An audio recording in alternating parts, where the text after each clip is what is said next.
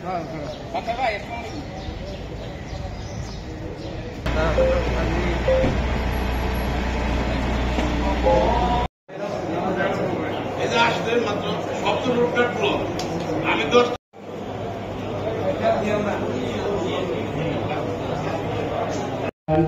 সচিব স্থানীয় সরকার বিভাগ নগর উন্নয়ন 1 অধিষ্ঠাতা।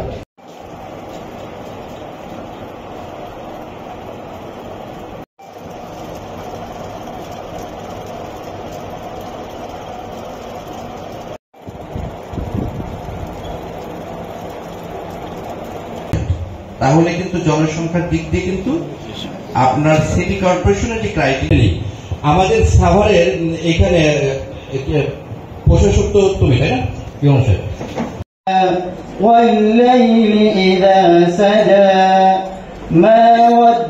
করা হয়েছে যে কারণে এই পৌরসভার আসিয়া নাম পাচ্ছে। কারণ ধামসোনা ইউপিতে যেটাকে বললাম সেখানে ভোটার সংখ্যা 2 লাখ প্লাস।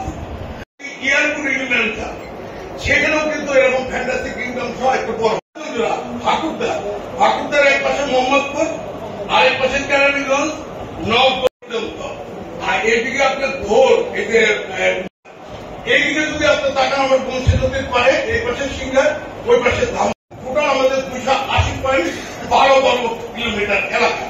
এখানে এই জল করতে পারবো জাস্ট 30 সেকেন্ড একটা ভিডিও আপনারা দেখে নিন। আপনারা এই যে এই দীর্ঘদিন আমাদের এটা বুঝে আমি কৃতজ্ঞতা জানাই এদের অত্যন্ত পরিবেশ কারণে আজকে সিটি কর্পোরেশনের মুখ দেখেছে। পক্ষ থেকে বলছি যে আপনাদের এখানে একটা ভুল হয়েছে। কারণটা হলো আমাদের অনেক সময় আছে, আমরা আরো বড় আলোচনা করবো আপনাদের সাথে, যেটা জেলা প্রশাসক সহ বসবেন। আমরা আজকে আমি সাভার পৌর বিএনপি সাধারণ সম্পাদক। আসসালামু আলাইকুম বিএনপি নেতৃবৃন্দ, সম্মানিত সুধীমণ্ডলী, যে সাভার সিটি কর্পোরেশন কথা আমরা প্রতিবেদনটার মধ্যে দেখতে পেলাম। এখানে সাভার পৌরসভা এবং আশুলিয়া বলতে আসলে ইউনিয়নকে আলাদাভাবে বোঝানো হচ্ছে। আমাকে সুযোগ দেওয়ার জন্য আজকের আয়োজন কমিটি ধন্যবাদ জানাই। আমাদের আজকের প্রধান অতিথি সাভারের গর্ব জনাব মাহবুবুর রহমান, সাভার পৌর প্রশাসক এবং অন্যান্য বড় মেয়াদী হয়। ইউনিয়ন হিসেবে একটা কথা আপনাদের উদ্দেশ্যে বলতে হয়, সেই জন্যই বলা। আসলে প্রথমে আমি ধন্যবাদ এবং কৃতজ্ঞতা জানাই। মিলন ঘটিয়ে যেটা সবচেয়ে সুন্দর হয়, এইটুকু আস্থা রাখেন, সেই প্রস্তাবটা আমার এখান থেকে আছেন, সেখানে আমাদের হতাশ হওয়ার কোনো কারণ নাই বা বিফল মনোনীতে ফিরে যাওয়ার কোনো কারণ নাই। সবার যে বাজেট হবে তার 100 গুণ বেশি বাজেট আমরা ইনশাআল্লাহ সিটি কর্পোরেশনে পাবো। আমি শহীদ হয়েছিলেন তাদের প্রতি এবং বাংলার ভাষা আন্দোলনে যারা আমাদের ভাষার জন্য যারা প্রাণ শুরু করেছেন তাদের উদ্দেশ্যে আমরা দাঁড়িয়ে 1 মিনিট নীরবতা পালন করি।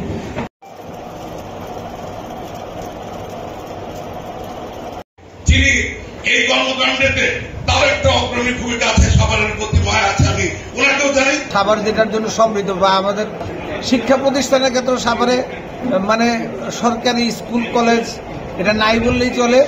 সেই ক্ষেত্রে এখানে একাধিক সরকারি শিক্ষা প্রতিষ্ঠান এবং জনগণ সেই সুবিধা পাবে কিনা, সেই সাথে নাগরিক যেই বর্জ্য সুবিধা পাবে কিনা, সেই সাথে নাগরিকদের আদার যে ফ্যাসিলিটি, যে শিশু পার্ক, তারপরে আপনার এই বিনোদনের জন্য যে ঢাকার প্রতিটা ওয়ার্ডে যেরকম বিনোদনের জন্য কমিউনিটি সেন্টার আছে, শিশু পার্ক আছে, এইগুলি আমরা করা এবং থানার সংখ্যা বাড়াতে হবে। সাভারকে নিয়ে একটি সিটি কর্পোরেশন উদ্যোগ গ্রহণ করেছে। গোটা সাভারটার মধ্যে 12টি ইউনিয়ন, একটা পৌরসভা রয়েছে। আপনারা জানেন এখানে 60-70 লক্ষ মানুষ। এই মানুষের ভাগ্যের উন্নয়ন এবং তাদের সেবা নিশ্চিত করার জন্য এই টোটাল সাভারকে নিয়ে একটি মহাপরিকল্পনা গ্রহণ করতে হবে।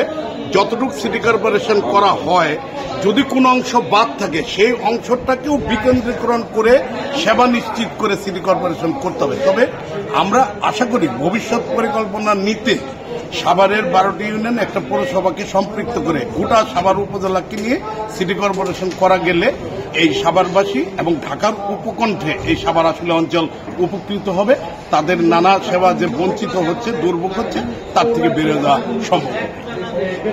আপনি কি আশুলিয়া এবং সাভারকে নিয়ে যে সিটি কর্পোরেশন হওয়ার প্রস্তাবনা চলতেছে, এতে যে উপস্থিতি আছে সেই উপস্থিতিতে আমজনতার অংশগ্রহণ খুব কম।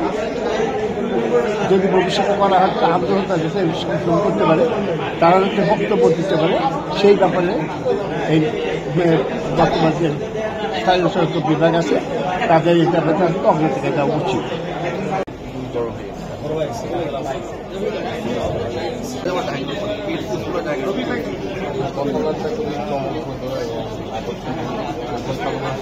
মন্ত্রী পরিষদ বিভাগের গত 12 অক্টোবরে আমরা একটা যে পত্র পেয়েছি, সেই পত্রের আলোকে সেখানে যেটি লেখা রয়েছে যে সাভার পৌরসভা এবং আশুলিয়া মিলে একটি সিটি কর্পোরেশন করার বিষয়ে একটা নির্দেশনা আমরা পেয়েছি।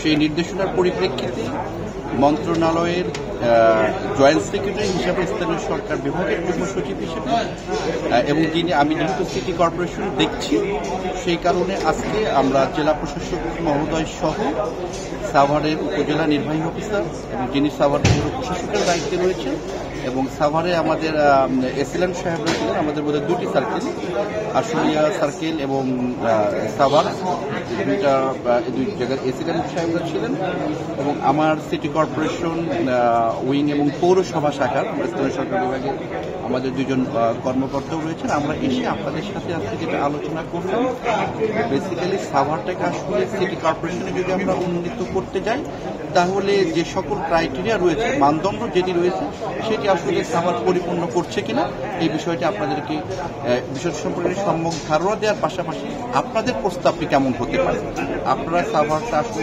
সাভারকে কিভাবে সিটি কর্পোরেশনে দেখতে চাচ্ছেন, যেহেতু কি বলে সাভার পৌরসভা এবং আশুলিয়া এই দুইটার মাঝখানে একটা গ্যাপ রয়েছে, সেই গ্যাপটাকে কিভাবে মিনিমাইজ করা যায় এবং সাভার যেহেতু জনবহুল একটি উপজেলা অ্যাজ ওয়েল অ্যাজ পৌরসভা, সেক্ষেত্রে এই জনবহুল এরিয়াটাকে সিটি কর্পোরেশন আপনারা যেরকম প্রস্তাব আমরা অলরেডি পেয়েছি যে সংখ্যার দিক দিয়ে এটাকে আরেকটু এক্সটেন্ড করা প্রয়োজন, তো আপনাদের এই সুপারিশগুলো আমরা আজকে নিয়ে আমরা এগুলোর ভিত্তিতে আমরা আমাদের একটা সুপারিশ থাকে, একটা প্রস্তাবনা আমরা তৈরি করবো কি ওয়েতে এটি করলে আসলে সুন্দরভাবে একটি সমন্বিতভাবে সিটি কর্পোরেশনের সকল সুযোগ সুবিধা এনশিওর করে আমরা একটা নাগরিক সুবিধা নিশ্চিত করা যায়, সেটি আমরা ভাবতে পারি। এটি হচ্ছে আমাদের মূল বিষয়।